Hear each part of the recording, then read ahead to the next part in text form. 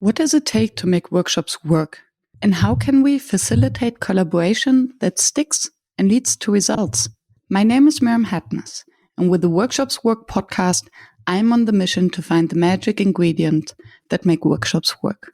Today with me on the show is Kevon Cheung, the founder of Toasty, a new video conferencing platform. And we speak about what makes online meetings work and how we can help everyone to become a facilitator and have better meetings. So stay tuned. And by the way, if you don't have pen and paper at hand to take your own notes, don't worry. Visit workshops.work and download my one-page free summary of the show. And now enjoy. Kevon, so happy to have you on the call today. Yeah, Miriam, thank you so much for having me here. Yes, I reached out to you to have you on the podcast as someone who knows a lot of facilitators and who knows the deep problems of facilitators in online meetings, because you founded Toasty, a new online video conferencing tool competing with Zoom. That's what That's a bold statement. It is. We like bold statements, right?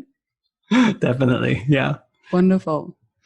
And we're going to explore what there is about online meetings that we can do better, and maybe also get some behind the scenes, what it actually means to create such a software.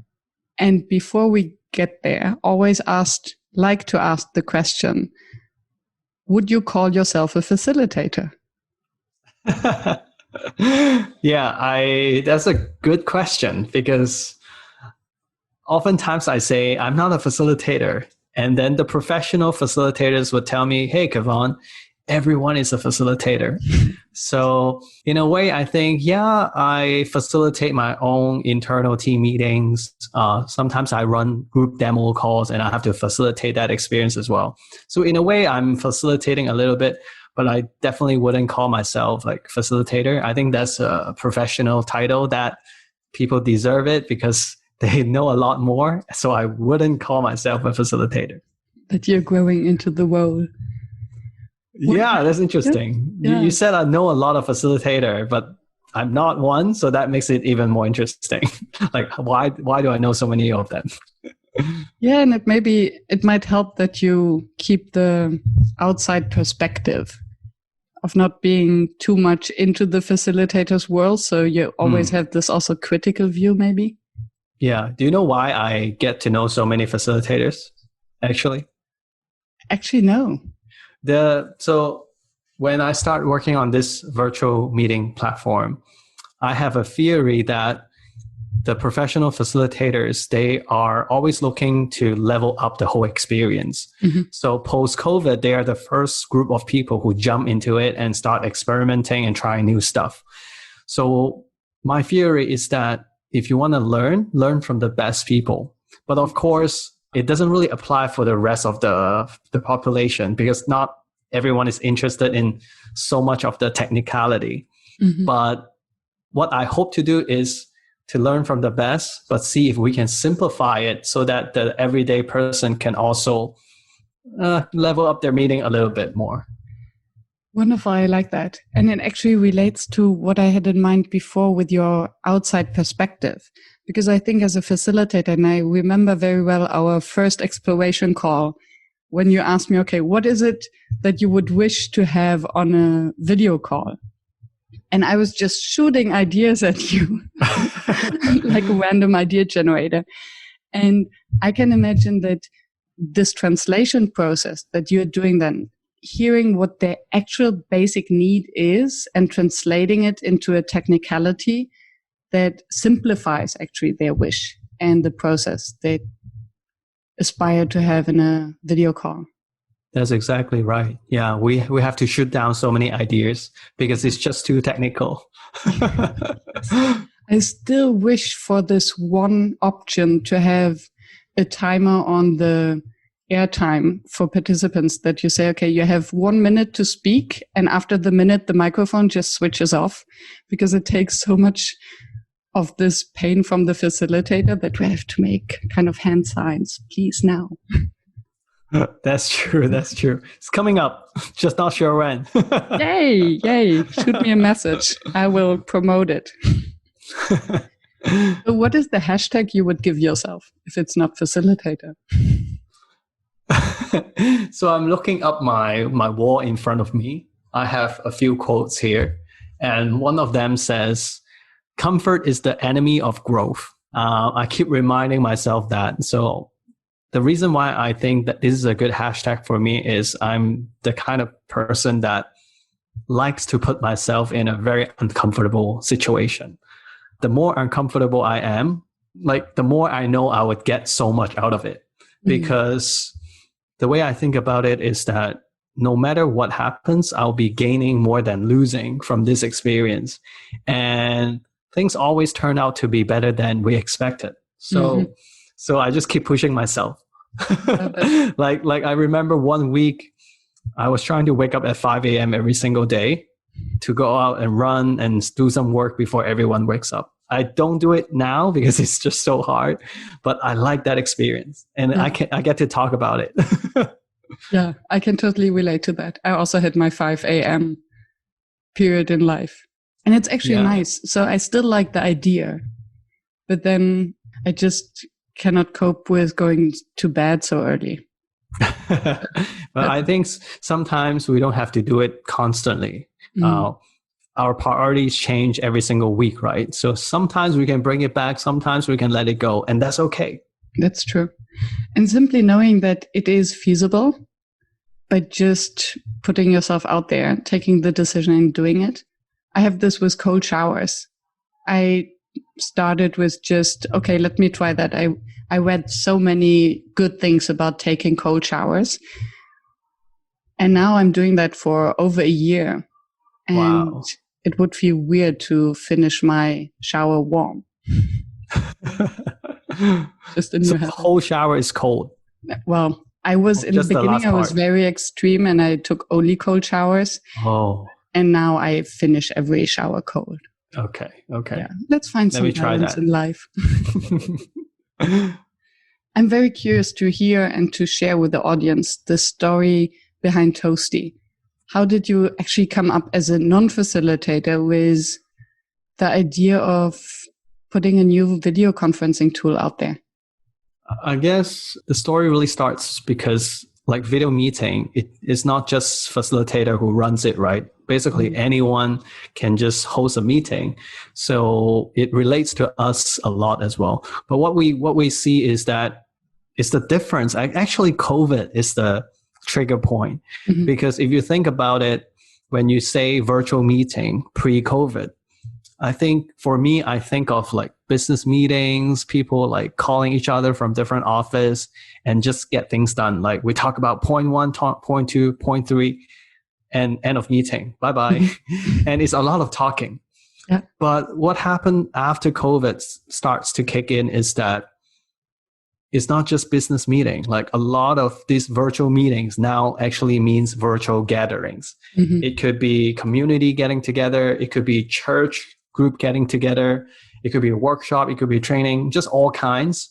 So late last year, early this year, like COVID happened in Asia a lot earlier, right? So we had to kind of pivot our technology. So we sort of see that gap in the market where most of the video platform is just a very fundamental platform for people to have video calls. But they haven't looked at the actual meeting experience as a whole, because before COVID, it was not needed. So it makes sense. So we can start seeing that to happen. And we feel like, a meeting is not just talking. Actually, a lot goes before and after and during. So we thought there's a big hole there. And we decided to jump in and try to solve it. And that's when we start meeting a lot of facilitators since the early 2020. So, and in this exploration, what is it for you that really changes the dynamic of a meeting? You mean, how do we change it? Yeah. So what is the one magic ingredient that has the potential to make all the difference? One magic ingredient. I don't think we can pinpoint to one, when I look at how people walk away from a meeting and think that they have achieved a lot, it's actually a lot of different things working together. For example, we all know that if you want to have a good meeting, you need to have an agenda planned out beforehand. Mm-hmm. Otherwise, you're just going to be talking about random stuff and going off track and running over time. So the planning is super important. We know that. So we actually allow people to plan beforehand. But we also learn that no one really follow the agenda in a meeting, because if you follow that strictly, the meeting is, losing some colors. Yeah. It's not spontaneous. The conversation is not flowing. So then we design a way for people to adjust things on the fly. And then we also see that when people run a meeting, they keep typing notes. They keep copying things from the chat, and that's not efficient. So we create a way to automatically capture that. So it's a bit of everything. So really hard to pin down to one. But I would say the number one thing that I've seen that make this kind of virtual meeting, gathering, workshop work is, how do you open people up? If you can open people up and people are engaged, you can do whatever. No matter what activity you design, it'll be a great outcome. But if you cannot and you have great activities designed, you still end up with some bad results. So the key is how to open people up. And that's $1 million idea. Do you have a clue? What have you learned from your conversations with facilitators? I cannot say I know exactly how to open people up, but we have some ideas in mind. For example, you know how when you start a call, it's always so awkward? If you have 10 people, you don't know who should talk. What should we talk about? Should we ignore the person who just joined, or should we say hi to the new person? Yeah. I think that is the best timing to open people up, because it's the beginning of the call, of the meeting. I would go back to something that facilitator use a lot, which is cards. Every facilitator loves cards. And now I understand why. It's because, for example, you don't know what to talk about. But if I can design, let's say, 10 cards to warm people up, and these cards are things that I want them to talk about, the magic moment really happens when we kick off the activity and people take turn to flip a card. I don't know why. Maybe because as human, when we see cards, it reminds us of a moment that is about sharing, about opening up. So people just do it naturally, and you don't really need to force it, and it just happened. So I think, the magic is card. And these prompting questions on the cards. And I think it's even more than just the card. It's the invitation to share something personal and to have permission to actually take that space to share. I think it's something very human. We love to talk about ourselves, right? I mean, that's what we do. But then it's always also this awkward moment. Who am I to share? I don't want to take too much space, and so on and so forth. Well, some people have that more than others. Yeah. But I think in general, to allow someone or even everyone in the call to actually answer this question and to have the full attention from the group to what your answer is, that creates magic. And that creates belonging, because you signal to the participant that he or she has a place in the call and reason to be there. Yeah. It's very psychological. Yeah. And even in normal relationships, to ask each other questions and just to listen is magic with these prompting cards. Yeah. In a way, it's sort of like having a structure to things, but not a very strict structure. It's just a very simple structure. And also people have a lot of flexibility to expand. I think that's also how we think about, if we ever add more activities to Toasty, probably we'll head down that direction. Something easy, but meaningful. Yeah, because you also don't want to overwhelm the facilitator. If there's too many activities, too complex, then you have to become this kind of multitasking person. And with Toasty, actually, you don't necessarily need this tech host or co-facilitator to take care of all the side things that are going on. So how would you then pass around this awkward moment when the first people join the call and you don't really know, okay, are we starting a conversation? Do we already answer cards? Do we say hello to the newcomers? Or do they all join at the same time? I think they never join at the same time, unless you have a waiting room. But most of the time they join at different times. And you're right. Like, when do you start the card activity?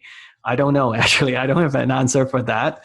I guess my way of doing it is just make it welcoming for everyone. Because when I imagine I'm joining a virtual space and no one acknowledge me, no one acknowledge my arrival, that feels quite weird.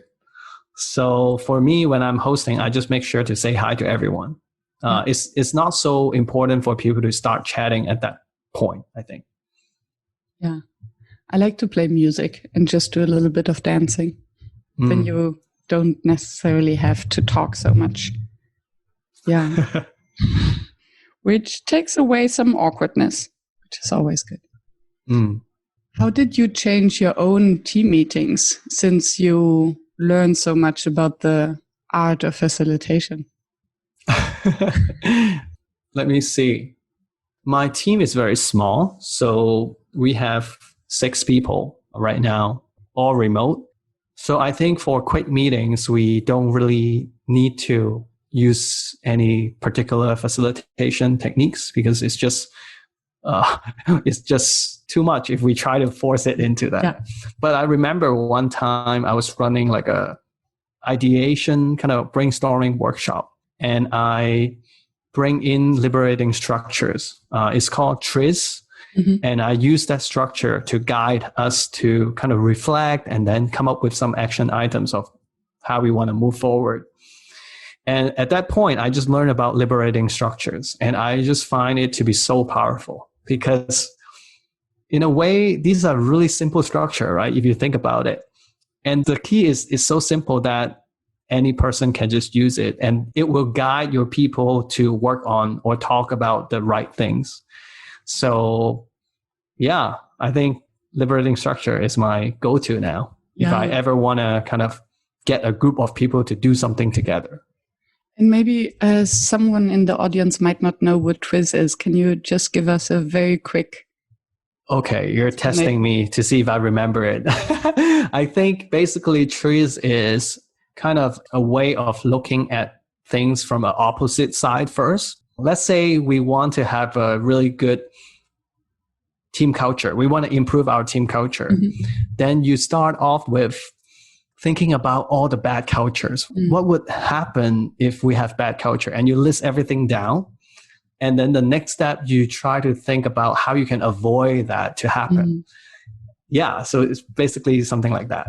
Now you're tricky. I probably missed some part of it, but that's the It doesn't matter. We're interested in what you make out of it and how you use it. Yeah. That's also the beauty of all these facilitation exercises, right?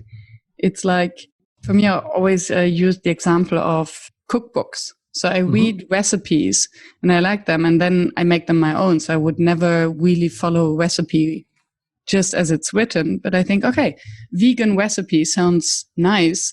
It might even taste better if I add some cheese to it. You're exactly right. Like when we have liberating structures, templates on Toasty, to be very honest, at first we thought people can just use it, right? But very soon we learned that no, the structure is there as a skeleton. And the goal is for people to grab it and customize it and then use it. So that's a big learning for us. Which I think makes sense because when we think of the core of what a facilitator is and why they're so excited about what they're doing is because of the creativity to it. So if you would force them to translate the structure one-to-one, then it basically takes away this entire capability or opportunity to create something new and to make it their own. That's very true. Like in a way, if we do that, we don't even need the facilitator anymore. Yeah. But we do need them because it's impossible to replace that experience and techniques.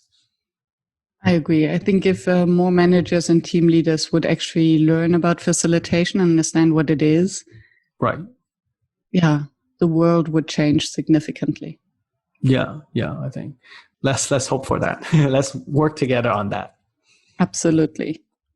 And I would be curious to dive a little bit deeper into your learnings from all these facilitators. So I joined recently an exploration call. Is it an exploration call on how to use Toasty?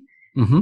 And the dynamic was beautiful. So I think we're 15 facilitators, all enthusiastic to explore Toasty and to explore each other and to learn from each other.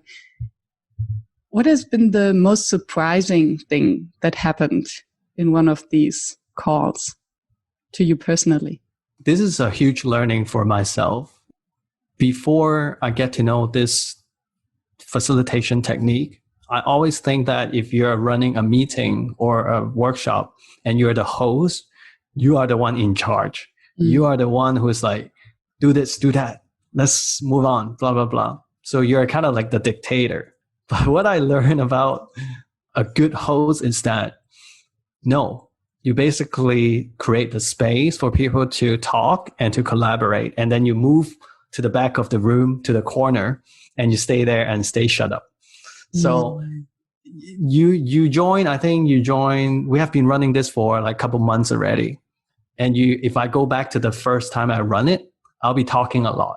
I'll be talking, presenting Toasty, blah, blah, blah, blah, blah. And I realized like people are not really engaged. They don't really enjoy the hour. So slowly I kind of changed my method. And now it's not about me. It's about how I can get people to share their experience, and they should be learning from each other. And I'm just like there to listen and to try to learn from them so that we can improve Toasty. So you're facilitating the conversation, right? You're making it easy for them to explore, to connect. And I think at the end it's beneficial for you because the more they explore the tool, the more you're going to learn about that and the more they're going to enjoy it. Yes. Yeah. So it's a very mutual thing. Yeah. Hi, this is Andrew. I'm a facilitator and head of customer success at Session Lab, the dynamic workshop planner tool. More than 30,000 facilitators, trainers, and coaches use our workshop planner tool and save time and effort in the design process.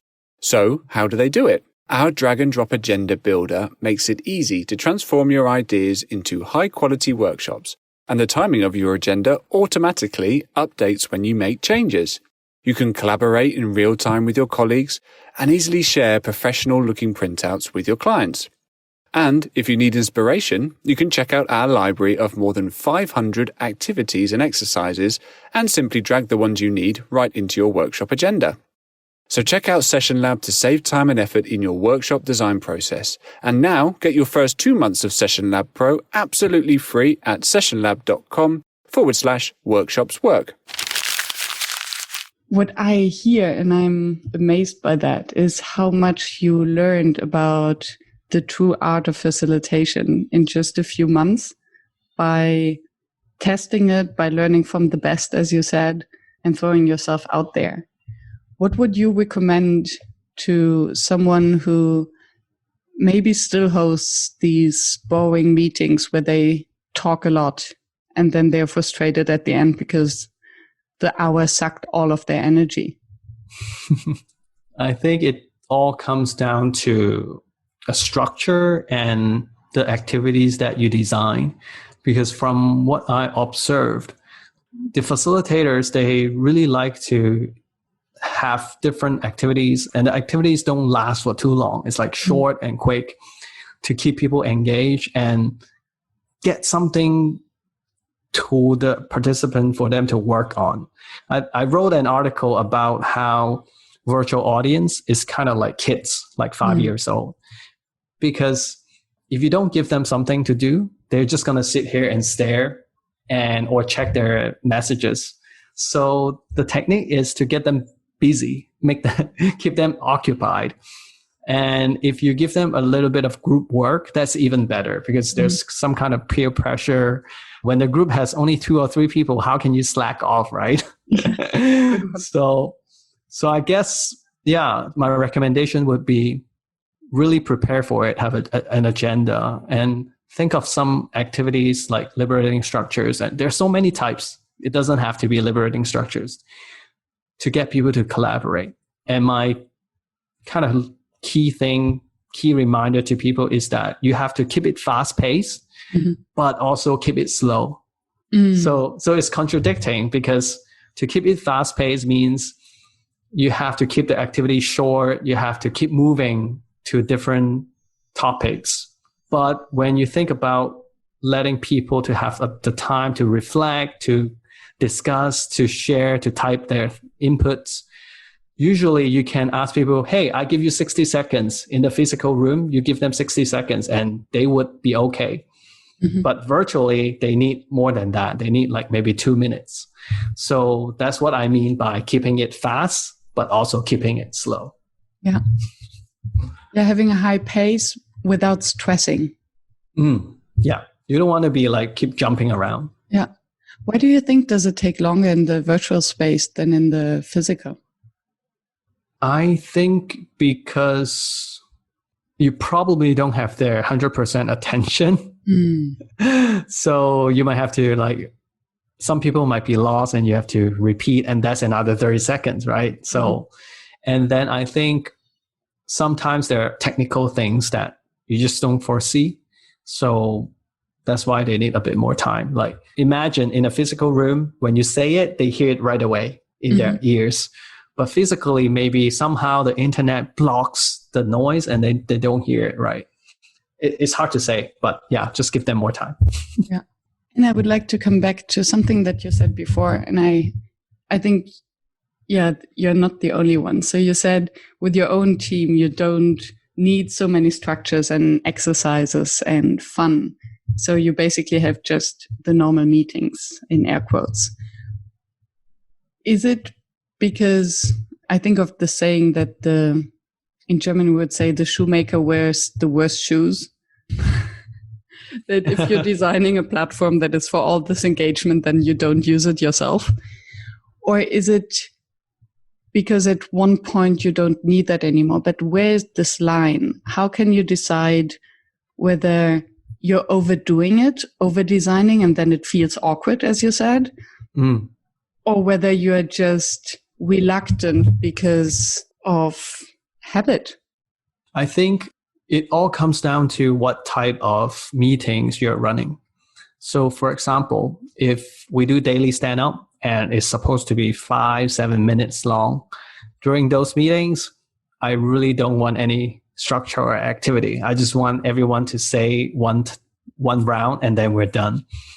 But for all hands, like our team coming together, trying to wrap up the week on a Friday, then I would love to use some cards. I would love to use our integration with Google Slide to do some presentation. Sometimes we even pull up the whiteboard. So it depends on the scenario, then we would use our own tool. But that also kind of remind people that we are the creator of a platform, right? We don't expect people to use all the features all the time. If you are doing something more about sharing, then use the card. If you are just running a meeting with presentation, then use the Google Slide presentation integration. So we are just kind of giving the tools to people and they have the option to choose what they want to use. We don't want to kind of force or spoon feed people the way we think it should be. Not over engineering it. I totally see your point. And then, maybe for the daily stand-up, even the timer of speaking time would be handy. Sorry, I keep on pushing this button. I guess, if you see that something is not going in the right direction for your stand-up, then you should figure out how to improve that. But if things are going fine, then I don't think you have to. That's true. And for a daily stand-up, maybe if someone needs more time because there's really a roadblock, then you want this person to be able to express it, right? Right. From a software perspective. Okay. If I may ask, because I think, just out of curiosity, where are the biggest challenges? So you get all these ideas, people throw ideas at you, and you need to assess, okay, is it really necessary? Is it the simplest way to solve the problem? And then you have to translate it into the software. So where the biggest challenge for you? Because I imagine that the facilitators sit behind the screen and say, oh, we want this and that and that. It cannot be that difficult. Well, so for this question, we're not talking about specifically about facilitators. I think it's just more in general, how do we build software products? The hardest part is really analyzing what people say and understanding whether this is really what they want. Because we love to talk to users, potential users or existing users. And every company should do that. But we are also fully aware that people have a lot of needs. People have a lot of ideas. So what we do is, if those are really ideas, we would put them on one document. If it is ideas that come from their actual usage, for example, they're using Toasty and they couldn't do something, we'll put them on another document. And if you compare the two lists, of course, we're going to focus more on the actual usage one, because it's not kind of out of imagination. And then another way we do it is, once we lock them down, we don't execute them right away. We kind of wait to see whether more people have the same kind of desire or problems, because we cannot just solve one thing for one person. Otherwise, we'll go out of business very soon. To build a software is about how do you build something that more people can benefit from it. So that's a really hard part. And I think it really takes not just listening skills, but also analytical skills to break it down. Yeah.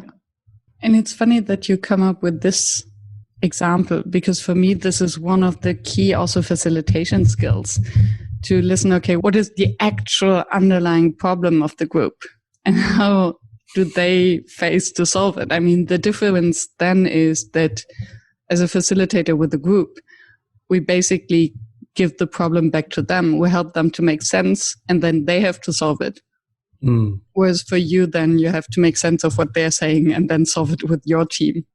That's right. That's right. And we have to build it in a way that is intuitive and easy. Yes. Yeah. Totally.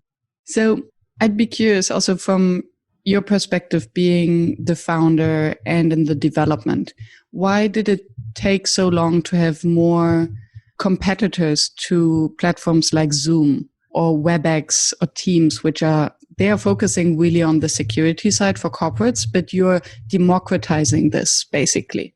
Why did it take so long? Or what is the complicated part of it? Very tough question, but I like it. I think, as I said before, pre-COVID, there's really not much needed for innovation around this space, I think. It's because the meeting tends to be very quick, we don't care so much about collaboration or deep conversations, right? So it's a new user behavior that pops up in the last 6 months. And when we talk about video, it's actually a very difficult technical problem to solve. We're now on Zoom, right? And Zoom is known for being so stable. And of course, they have their own technology that no one really knows about. And I'm sure they have a lot of server around the world. So to provide a very high quality and stable video meeting is actually a big thing to solve. And you need a lot of money to do that. That's why Zoom is pretty good at it. So that's why previously not so many platforms are working on this.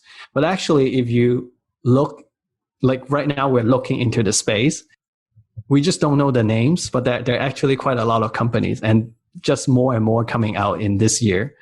But we only know the big names like Zoom, Google, and etc. because they're the biggest. Yeah. So yeah, it really comes down to these two things, I think. Yeah. And true. And now we have all these mixed platforms, either avatar based or with video in the 3D gamified world. It's actually, it's interesting to see all these mushrooms coming out of the soil. It'll be even more interesting after, like, there's no more COVID. Yeah. And then what will stay and what will not stay. I think that would be super interesting. So according to you, just a bold guess, what are the prerequisites for these platforms to stay or to leave? I think it's about whether we can provide a better experience than in person. Mm-hmm. For example, like I'm thinking about virtual events like conference, and I keep thinking that the best part about a conference is the after party. Like you get to meet people, and you cannot really replace that online. So to me, I think the conference would go back to physical because they're just human connections that you cannot replace. Doesn't matter what platform you work on. But on the other side, meeting, workshop, training, this is more about efficiency. You get things done. Perhaps this will stay because we already get to know how to be effective and efficient without even traveling, save a lot of money. So yeah, it comes down to which scenario needs that human connection and which doesn't need. That would be my prediction. Yeah. And I would even dare to challenge your first statement of that conferences are best in person. To some extent, I agree. It's just this excitement of being in a room with same people and dancing together, right? So yeah. I don't know whether it's smelling other people's sweat. I don't think so, but something is to that, right? But I think one big downside of a conference is that you have to have a lot of courage in order to walk up to someone and to actually start a conversation with them. So unless you're sitting next to them in a workshop room or you stand next to them while queuing up for coffee or the loo, very rarely you would just walk up to a random person and say, hey, let's chat. What are you doing here? Right? Whereas in the virtual space, you can create these prompts and you can give permission to people to just meet and start a conversation without knowing each other. So I think especially for more introverted people, it's even easier to create the connections and to have more intimate conversations, also because it's safer. And then it boils down to the smell and the touch. So how important is it actually to physically touch people? I mean, it sounds awkward, but at the end of the day, that's what it boils down to. Yeah, I think you're exactly right. Like, it depends on the personality. Yeah. You have already kind of answered the question. Still, I will ask it very explicitly. To your experience, what makes a workshop fail? Yeah, I think I talked a bit about it. I think it's the ability to open people up, because it's not just workshop, it's classroom meetings. I was talking to a teacher yesterday, and she was telling me how after COVID, like, classroom moved online. And in Asia, that, like, students don't really ask questions. So in a physical classroom, it will be super quiet. But she was telling me how virtual classroom, the students are asking a lot more questions. Like, they're not asking it verbally, but they're typing out their questions. So in a way, if you look at it, okay, it's not engaging due to the face-to-face connection, but it's engaging because the learning is there, the communication is there. So it's okay. So which actually relates to what you talked about like conferences. Like, it fits different kind of people. But yeah, that is really interesting to me. But it comes back to how are you able to open up people, whether text-based or verbal-based, doesn't matter. Just find a way to crack people up so that they want to participate. Yeah. And I love your example with the teacher. And I was just thinking back. So I used to teach in Vietnam. I lived there for 3 years. And the classes were so active. So the students, they were asking questions all the time and challenged me and everything I said. And I do believe they didn't do that beforehand. And this maybe comes back then to the permission, also to the prompting cards and the opportunities you give with Toasty, also to teachers, that maybe students, especially in Asia, where you might have a more strict education and upbringing, to pay respect to the elderly. So you don't just ask a question that could put them in a bad light. So it would be the other way around. We don't like to ask questions that makes us look stupid. So asking questions makes you look stupid. Yeah. Some questions, yeah. And we're afraid of that. Well, I can speak for myself. But then I wonder how this would change then in the online space if you type it, because your name is still attached to it. Oh, I think this is the magical part, because I do think there are some advantage to virtual meeting classroom, because it's so easy to be anonymous. It's already built in most of the platforms. So you just give a very safe place for people to express themselves. And in the classroom, it's hard because you have to ask people to write it, fold it, and then dump it in a bucket or something. And no one would do that. So no one is raising their hand. But virtually, that's the benefit. And maybe we should just take advantage of the benefits. Yeah. It reminds me of what Tracy said. She trains groups as an avatar. So she works as an avatar. And she said that, and she works a lot in Asia as well. And the openness of the participants, because they don't have to show up on video, but they can decide on how they look in the space by choosing, their hair, even their skin color, their dress code. You can just design your character, and then this totally changes the dynamic and they feel more safe. Yeah, definitely. Not sure if it's a good thing or a bad thing, but definitely make people feel more safe. Yeah. You don't want this then to end up in a smashing contest because people feel so safe and remain anonymous. Exactly. That's what's happening already. But then, inviting them again, coming back to your prompting questions, inviting them to open up and to share something personal, then also change this dynamic. Because I think the smashing comes from a place of insecurity, frustration, maybe. After all your experience now with online meetings, what did you learn about offline meetings? So what would you keep or change or adjust? I think we cover it a little bit as well. Like, I think offline meetings is really about, how should I put it? After learning so much about it, I feel like a lot can be done online. So, because we talked about all those benefits, right? It's anonymous. You remove the groupthink. You no longer get influenced by the person next to you. These are the good things about virtual meetings. So offline meetings, to be honest, I think we could get rid of some of it, but we can stay with some of it because we still need the human connection part. Like, for example, to a startup, if you're raising money, right? You're raising a lot of money. You're not going to meet your investor online. You're going to meet them in person. So that kind of meeting would be offline. But if you're just working with your team, we are fully remote, then online is fine. So I am skeptical about the need for offline meetings going forward.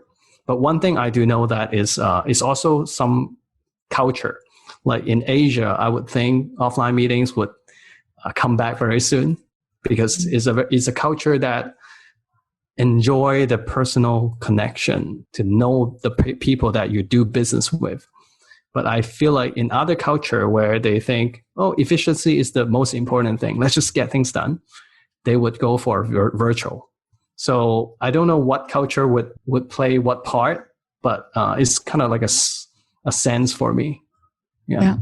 Could also be related to security issues. If you meet offline, you don't get recorded. That's true. Yeah. And you can share food, which is a big thing for trust creation, especially in Asia. Yeah, for sure. We have talked about many things. Is there anything that you would like to share that we haven't touched upon? I think we cover a lot. Yeah.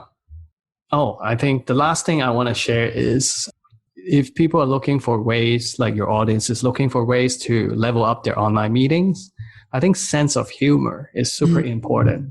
Like, even though it's a business meeting, even though it's like a serious one, how can you add some of the humor to the beginning or at the end is really key, because we're all humans after all. And I noticed that it really changes the dynamic, and it opens people up, which is back to our key point today. Yeah. Yeah, thank you for mentioning that. I think that's really a good one. I mean, there might be people who think, oh, I'm not a humorous person. I'm not a funny guy. So what is your understanding of using humor? Humor can be planned. Now I have another example, because I have a friend who's a YouTuber, and he's hilarious. His content is so great. There's so many viewers watching his stuff all the time. And when I talked to him, he was like, I plan every single thing, even the jokes in my video. So that really reminds us that if you're not a funny person, pull in a memes to start off the meeting. You can do that, right? You can plan it. So it doesn't have to be verbal as well. It could be a graphic, visual, anything. Yeah. So. Yeah. In the worst case, just making fun of yourself, I think that usually works, right? So yeah, that's being authentic, showing vulnerability can be very funny. Exactly. People will love you. Promise. Kevon promised it. I always make fun of myself. Yeah, I think it helps. And it, for me as a facilitator, it helps me so much to just relax. So if I don't take myself too seriously, then it feels like, okay, now we can start. Exactly. Wonderful. And I will put all the links in the show notes, obviously, so that the audience can check out Toasty and reach out to you and join one of your onboarding calls. If someone, for any reason, fell asleep after minute 2 of this interview, just woke up, like, oh no, I don't have time to listen to the entire show, what would you like them to go away with? I think it would be, everyone is a facilitator, right? The beginning of the show, we talk about that. You don't have to be a professional one, but there are always some ways that you can better facilitate a meeting with your team or community. So it's really up to you whether you want to do it or not. So type in Google and find some good articles to help you with that. And it's not as hard as you think it is. That's my last message. Amen. I love it. Adios. Perfect. Thank you so much for your time, Kevon. And I meet you next at Never Done Before and on Toasty, of course. Yeah. Thanks for having me. I have a lot of fun. And I feel like the way we do this podcast is very soothing. It's very deep conversation type of style. So I really enjoy it. Thank you. Thank you for staying tuned and listening to the show. I appreciate your attention, as I know how busy you are. If you enjoyed it, please subscribe and engage by sharing your comments and thoughts, and visit workshops.work to download the one-page summary. I'm looking forward to seeing you back at the next episode, and I wish you a fruitful day.